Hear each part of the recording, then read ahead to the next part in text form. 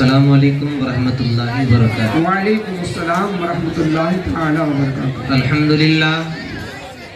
الحمدللہ رب العالمین والصلاة والسلام علی سید الانبیاء والمرسلین وعلی آلہ واصحابہ اجمعین، اما بعد فاعوذ باللہ من الشیطان الرجیم، بسم اللہ الرحمن الرحیم۔ یا ایہا الذین آمنوا آمنوا باللہ ورسولہ، صدق اللہ مولانا العظیم وصدق رسولہ النبی الامین الکریم، ونحن على ذلك لمن الشاہدین والشاکرین والذاکرین والحمد للہ رب العالمین۔ الہی تڑپنے پھڑکنے کی توفیق دے، الہی تڑپنے پھڑکنے کی توفیق دے، دل مرتضی سوز صدیق دے۔ زندگی با بندگی تا بندگی، زندگی با بندگی تا بندگی، زندگی بے بندگی شرمندگی۔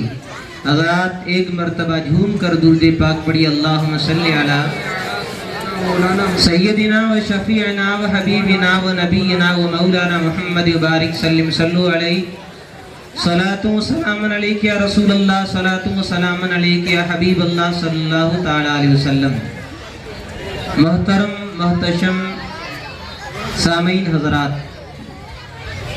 11 راتیں گزر چکی ہے اور آپ سرے شام سے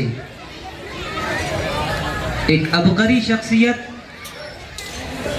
جسی کی وجہ سے اللہ نے اس کائنات کو پیدا فرمایا، ان کے تذکرے سننے کے لیے جمع ہوتے ہو، اور 35 سال لگاتار ہو گئے یہ تذکرے سن رہے ہو، لیکن ذوق اور شوق ابھی تک ختم نہیں ہوا۔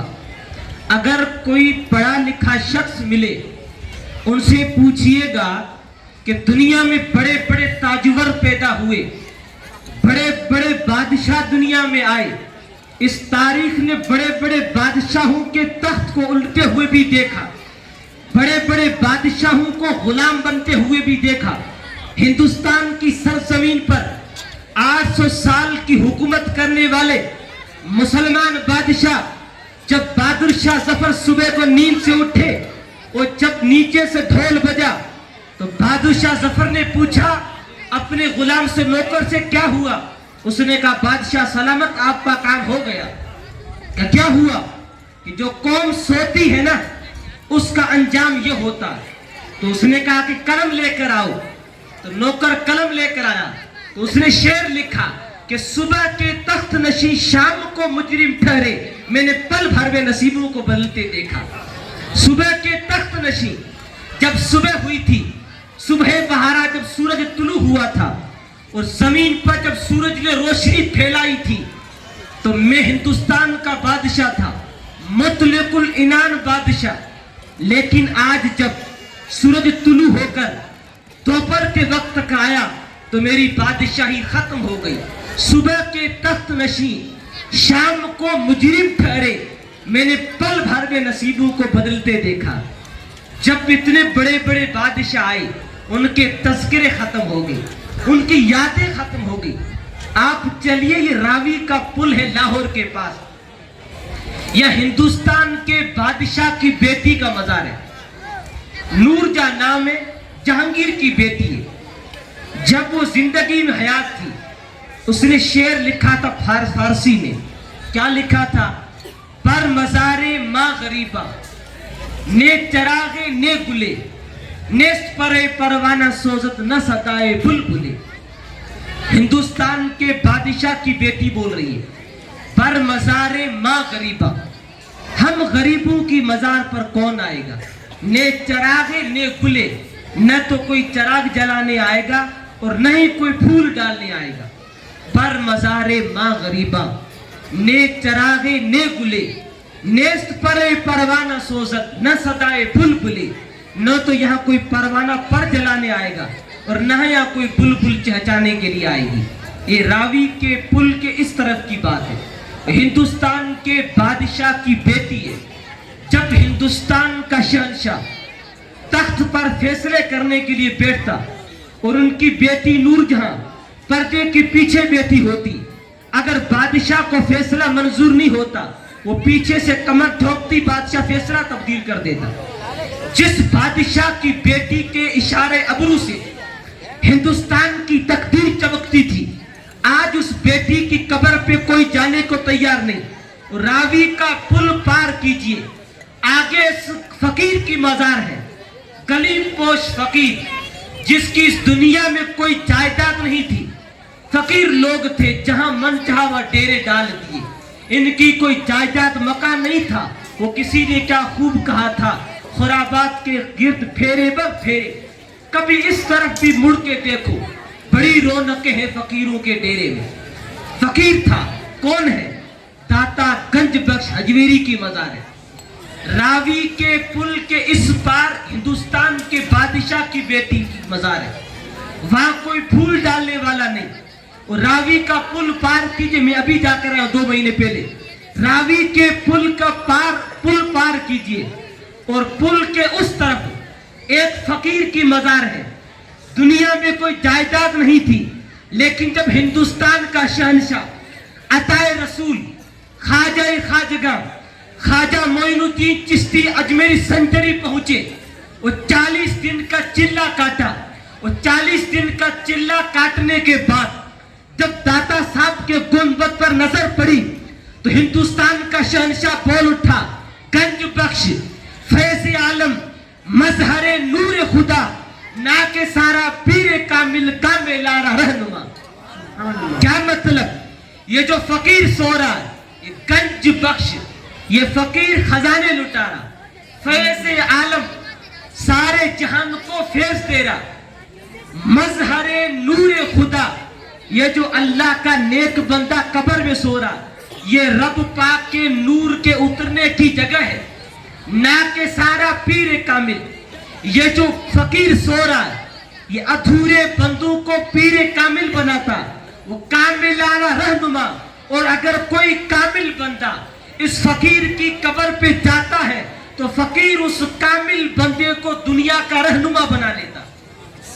आप मुझे बताएं, जब हुजूर अलैहिस्सलाम की विलादत हुई, 1400 साल गुजर गए और किसी बादशाह के तज़किरे नहीं होते और किसी इंसान की तज़किरे बातें नहीं होती।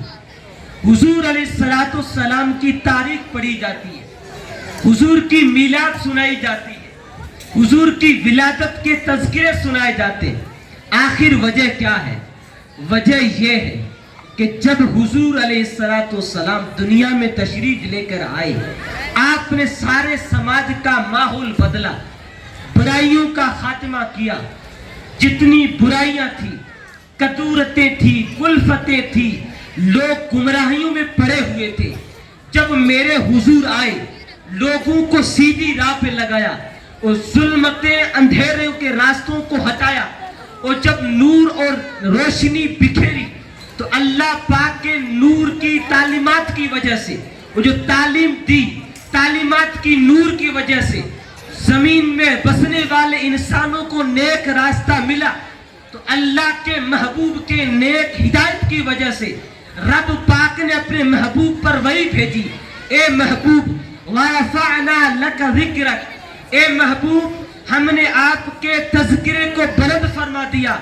जब तक मेरे बंदे जमीन पर रहेंगे, कायनात में रोशनी बिखेरती रहेगी, सूरज रोशनी बिखेरेगा, चांद नूर देगा, आसमान की पेशानी पर तारे टिमटिमाते रहेंगे, उस वक्त तक महबूब तुम्हारे तज़किरे होते रहेंगे।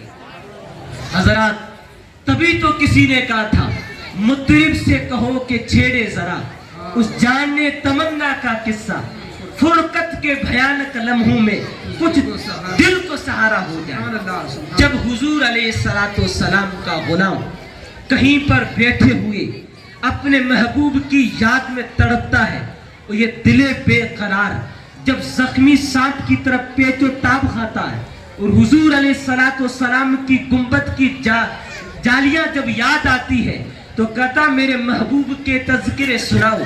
और जब हुजूर के तज़किरे अगर सुनता है, तो सुनने के बाद उसके दिले बेकरार को सुकून मिलता है।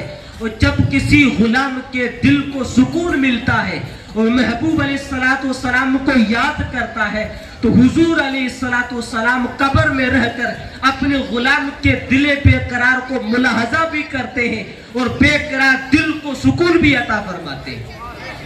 حضرات، عرب کی زمین میں جب ظلمتیں تھی، کدورتیں تھی، ناموافق حالات کے جھکڑ تھے، حضور علیہ السلام تشریف لے کر آئے۔ دنیا میں بڑے بڑے لوگ پیدا ہوئے، بڑے بڑے لوگ قائد بن کے آئے، ان پر کتابیں لکھی گئی، لیکن حضور علیہ السلام کی جب بات آتی ہے تو سب سے پہلے حضور کا نام لکھا جاتا ہے۔ وجہ کیا؟ وجہ یہ ہے کہ حضور علیہ السلام نے جو دین عطا فرمایا ہے وہ دین عمل کا دین ہے۔ حضور نے جو فرمایا اس پر عمل بھی کر کے لوگوں کو بتایا۔ مسجد نبوی ہے، حضور بیٹھے ہیں اور صحابہ کرام ہجوم کر کے حضور کے ارد گرد بیٹھے ہیں۔ ایک بڑھیا آتی ہے، حضور کو بلاتی ہے، یا محمد تعال، اے محمد ادھر آ۔ حضور بیٹھے ہیں، چاروں طرف صحابہ ہے اور بڑھیا بلا رہی ہے۔ حضور علیہ السلام اٹھے اور بڑھیا کے پاس چلے گئے۔ جب حضور بڑھیا کے پاس چلے گئے تو صحابہ پریشان ہونے لگے کہ بڑھیا ہے، اس نے کیا باتیں کرنی ہیں، ادھر ادھر کی باتیں کریں گی۔ حضور پہ بڑی ذمہ داریاں ہیں، حضور کا وقت قیمتی ہے، تو حضور اس بڑھیا کی باتیں کیوں سن رہے؟ حضور کو بڑھیا کو روانہ کر دینا چاہیے تھا، لیکن حضور نے باتیں سنی۔ جب بڑھیا روانہ ہوئی تو حضور نے ہاتھ پکڑا، او اماں، مجھے پتا ہے مدینے میں آپ کی باتیں سننے والا کوئی نہیں۔ آج جب آپ کی باتیں کرنے کا من کیا، آپ کی باتیں سننے والا کوئی نہیں تھا، آپ نے مجھ محمد کو دیکھا اور پکڑ کے باتیں سنا لے۔ اما آج آپ کے دل نے باتیں سنانے کا من کیا، میں نے باتیں سن لی۔ آج کے بعد جب آپ کی باتیں کرنے کا من کرے اور آپ کی باتیں سننے والا کوئی نہ ہو تو مجھ محمد کو جہاں بھی دیکھو پکڑ کے باتیں سنا لینا، میں محمد تمہاری ہر بات سننے کو تیار ہوں۔ حضرات، اس معاشرے میں، اس سماج میں جن لوگوں کی باتیں سننے والے کے لیے کوئی تیار نہیں تھا، میرے حضور علیہ السلام نے ان لوگوں کی باتوں کو بھی دل سے لگایا، تو دل سے ان کی باتوں کو سنا۔ آج ہمارا معاشرہ بیٹی کی عزت کرتا ہے، بیٹی کی تعظیم کرتا ہے۔ آج بوڑھا باپ کمٹھے میں جا رہا ہے، کام کرنے جا رہا ہے، ان سے پوچھئے آپ کیوں تکلیف اٹھا رہے ہیں؟ تو بوڑھا کہے گا میرے گھر پر 2 جوان بیٹیاں ہیں، میں نے ان کا نکاح کرنا ہے، اس لیے تکلیف جھیل رہا ہوں۔ ایک وہ زمانہ تھا جب بیٹی کو زندہ درگور کیا جاتا تھا، بیٹی کو زندہ گڑھے میں ڈالا جاتا تھا۔ آج وہ زمانہ ہے کہ لوگ بیٹی کی عزت کرتے۔ آج کوئی سماج میں کھڑے ہو کر کہے کہ میں بیٹی کی عزت کرتا ہوں، میں اپنی بیٹی کی تعظیم کرتا ہوں، تو کوئی بڑی بات نہیں۔ اس معاشرے میں جب سگی بیٹی کو قبر میں ڈال دیا جاتا تھا، گڑھا کھود کے بچی کو اس کے اندر دفنا دیا جاتا تھا، گاڑ دیا جاتا تھا، میرے حضور نے اس معاشرے میں کھڑے ہو کر اعلان کیا، لوگوں سنو، اگر تمہارے یہاں بیٹی پیدا ہوتی ہے، تم اس بیٹی کو نحوست سمجھ کے گڑھا کھودتے ہو، گڑھے میں زندہ بٹھاتے ہو، اوپر ریت ڈالتے ہو اور بچی کو گڑھے کے اندر دفنا دیتے ہو۔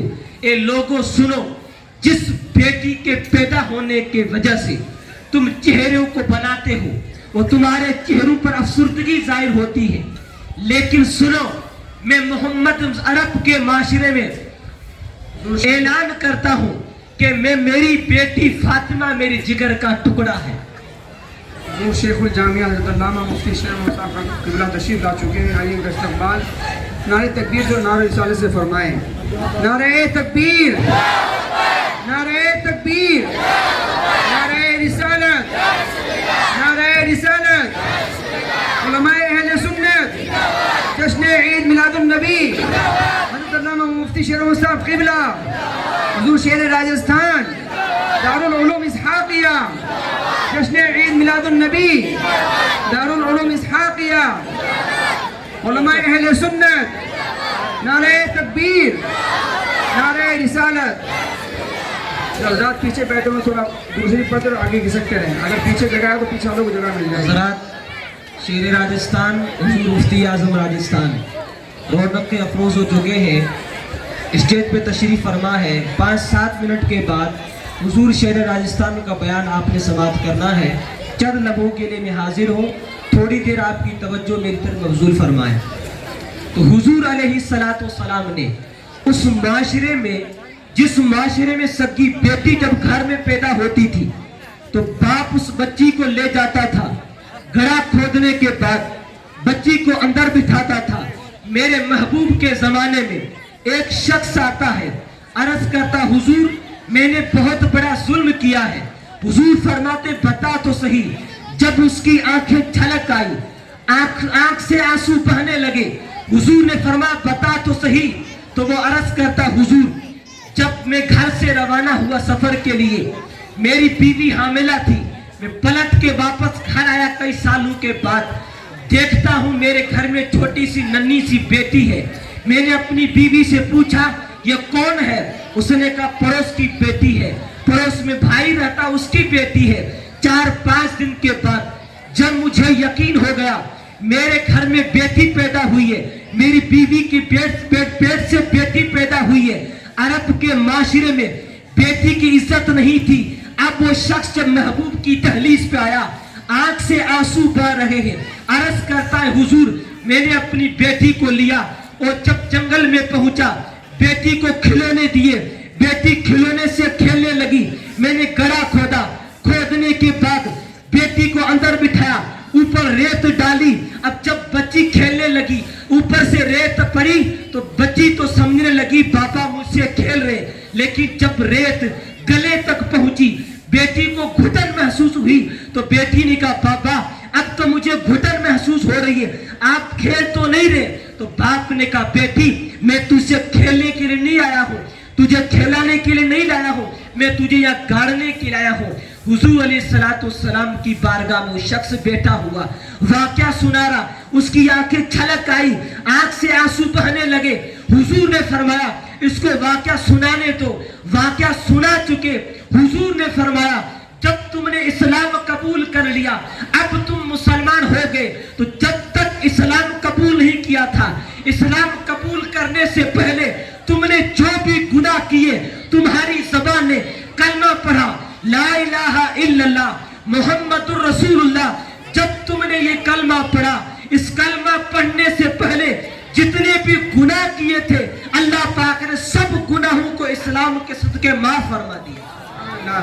حضرات یہ اسلام کی وہ پاکیزہ تعلیمات ہے. حضور علیہ السلام نے اس معاشرے میں کھڑے ہو کر لوگوں کو بتایا لوگوں جس گھر میں بیٹی پیدا ہوتی ہے تو تم تو منہ بناتے ہو کہ بیٹی پیدا ہوئی, میں محمد اعلان کرتا ہوں میری بیٹی فاطمہ میرے جگر کا ٹکڑا ہے. سبحان اللہ سبحان. حضرات اس معاشرے میں آپ تاریخ عرب پڑھیں تو صحیح, وہ معاشرہ دنیا نے یہ دن بھی دیکھا کہ سگی ماں جب بوڑھی ہوئی کمر خمیدہ ہوئی چہرے پہ جھریاں پڑی, ماں جب پانی پینے اٹھنے بیٹھنے کی محتاج ہوئی, دونوں بھائی جب کام سے پلٹ کے واپس گھر آئے, ایک بھائی دوسرے بھائی سے کہتا ہے یہ بوڑھی ماں ہو گئی, اب چلنے پھرنے سے بھی لاچار ہے, چل پھر نہیں سکتی, پانی پلانا پڑتا ہے, کھانے کا لیوالا دینا پڑتا ہے, اب یہ ماں کسی کام کی نہیں رہی. دوسرا بھائی بولتا ہے کیوں نہ اس کو بازار میں لا کر اس کو بیچ دیتے ہیں. یہ بھی تاریخ رہی ہے کہ سگی ماں کو بازار میں لا کر بیچا گیا. جس معاشرے میں ماں کی عزت یہ تھی کہ جب بوڑھی ہوئی پانی پینے کی محتاج ہوئی چلنے پھرنے کی محتاج ہوئی اس ماں کو بازار میں لا کر بیچا گیا. اسی معاشرے میں محمد عربی نے کھڑے ہو کر اعلان کیا اے لوگوں جس ماں کو تم لا کر بازار میں بیچتے ہو जिस माँ की कीमत लगाते हो, मैं मोहम्मद अरबी ऐलान करता हूँ, इसी माँ के कदमों के तले जन्नत अल्लाह ने रखी है। हजरात, हुजूर अलैहिस्सलाम की तालीमात ही का सदका है कि आज पूरी दुनिया में मुसलमान और इस्लाम का परचम लहराना, 56-57 इस्लामी मुल्क है, 1 अरब 34-35 करोड़ मुसलमान हैं। लेकिन याद रखें, आज हम और आप जिन हालात से गुजर रहे हैं, आखिर ये वजह क्या है? तो कुरान पाक ने फरमा दिया, या अय्युहल्लदीन आमनु आमिनु बिल्लाहि व रसूलिही, ए ईमान वाले, अल्लाह और उसके रसूल पर ईमान ले आओ। जो अल्लाह पाक ने अहकाम नाजिल फरमाए रसूल पाक के जरिए से, और रसूल पाक ने अमली तौर पर, कौली फैली तौर पर जो अपने गुलामों को अमल करके दिखाया या अपने फरमान के जरिए से लोगों को बताया, ए लोगों, अगर तुम हुजूर के बताए हुए तरीके पर चलोगे तो तुम्हारी दुनिया भी कामयाब, तुम्हारी आखिरत भी कामयाब हो जाएगी। और दूसरे मकाम पर अल्लाह पाक ने फरमाया, या अय्युहल्लदीना आमनु, ए ईमान वालो, आमिनु बिल्लाहि व रसूलिही। दूसरी जगह पर फरमाया, या अय्युहल्लदीना आमनु दुखुलू फिस्सिल्मि काफ़ा, ए ईमान वालो, इस्लाम में मुकम्मल और तौर पर दाखिल हो जाओ। हुजूर अलैहिस्सलाम ने जो हमको तरीका बताया, वो तरीका इस्लाम का है। अगर कोई मुसलमान हुजूर अलैहिस्सलाम की गुलामी का दम भरता है और ये ऐलान करता है मैं हुजूर का गुलाम हूँ, और हुजूर के बताए हुए तरीके पर नहीं चलता, तो वो हुजूर का सच्चा गुलाम नहीं है। इसलिए जो मुसीबतें आई, हम कहते इलाही मेरे अहवाल देख, आवाज आती है अपने नामाए आमाल देख। मैं कहता हूँ मालिक, आज ये सब कुछ क्यों हो रहा है? 56-57 इस्लामी मुल्क एयरपोर्ट पे पहुंचिए तो आपका जब पासपोर्ट में नाम देखा जाता, आपकी कोई कदर कीमत नहीं। क्यों नहीं? इसलिए कि बुजुर्गों ने फरमाया है कि जो बंदा जब तक अपनी जात से दूसरों को नफा नहीं पहुंचाता, उसकी कोई कदर कीमत नहीं होती। खुद कुरान पाक ने, अल्लाह पाक ने फरमाया, जो चीज नफा पहुंचाती है वो दुनिया में जिंदा रहती है, और जो नफा नहीं पहुंचाती वो समुद्र की झाग की तरह है। जो कौमें दुनिया में अपना वजूद साबित करती है अमल के जरिए से, हुनर के जरिए से, पितरम सुल्तान बूथ का मसला नहीं चलता, हुनर में नुमाए। अगर हुनरदारी दुनिया हुनर मांगती है, तब अल्लामा इकबाल ने कहा था, रो रही है कि आज टूटी हुई मीनाओं से कल तलक गर्दिश में जिस साकी के पैमाने रहे, खैर तू साकी सही लेकिन पिलाएगा किसे?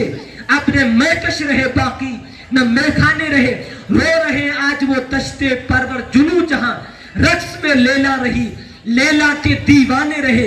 वाए नाकामी मताए कारवां जाता रहा, कारवां के दिल से एहसास जिया जाता रहा। अल्लामा इकबाल बोले कि जब एक काफिला जा रहा था, डाकुओं ने हमला किया, साजो सामान जो कुछ काफिले में वालों के साथ था वो डाकुओं ने लूट लिया। अल्लामा इकबाल फरमाते हैं, ये जो काफिला जा रहा था वो डाकुओं ने इनके साजो सामान को लूटा, तो ये रोने वाली बात नहीं है, अफसोस वाली बात नहीं है। अफसोस ये है जब काफिले वालों का सामान लूटा, और जाते राह जो इनके साथ था वो लूटा, लेकिन काफिले वालों का सामान लुटने के बाद भी इनको लुटने का अफसोस भी नहीं रहा। वाए नाकामी मताए कारवां जाता रहा, कारवां के दिल से एहसास जिया जाता रहा। प्यारे देखो तो सही, जोधपुर की सरजमीन पर 50 साल से काल अल्लाह व काल रसूल के नगमे सुनाने वाले, सुबह से लेकर शाम तक आप दारुल मिसाकिया जाकर देखें तो सही, 50 साल से बुखारी शरीफ, वो हदीस की किताब, जब मेरे महबूब 13 साल तक मक्के की गलियों में चलते फिरते अपने सहाबा को जो पैगाम सुनाते थे, जो तरीका बताते थे, वो किताबों में लिखा गया। जब महबूब हिजरत करके मदीना चले गए और मदीना शरीफ हुजूर ने 10 साल जो पैगाम लोगों को दिया, किताब में जमा हुआ, महबूब अलैहिस्सलाम की हदीसें जमा की गई। चले जाए दारुल मिसाकिया, सुबह से लेकर शाम तक शेर राजस्थान की जबान पर काल अल्लाह व काल रसूल के नगमे होते हैं। यही जोधपुर में बरकतों का सबब है। जब तक दारुल विसाकिया की दारुल हदीस में काल अल्लाह काल रसूल के नगमे चलते रहेंगे, उस वक्त तक रब की रहमतें छम हम पर बरसती रहेगी। तो अल्लाह पाक की बारगाह में दुआ है कि सुबह क़यामत तक अल्लाह पाक दारुल इसाकिया को ताबिंदा रखेगा, कायम और दायम रखेगा। दुआ है कि अल्लाह पाक हुजूर शेर राजस्थान की उम्र में बरकतें अता फरमाए, उनका साया हम पर दे, सलामत रखे, कायम और दायम रखे। अल्लाह पाक की बारगाह में दुआ है कि मालिक हमें हुजूर अलैहिस्सलातु वस्सलाम के बताए हुए तरीके पर चलने की तौफीक अता फरमाए। अस्सलाम वालेकुम।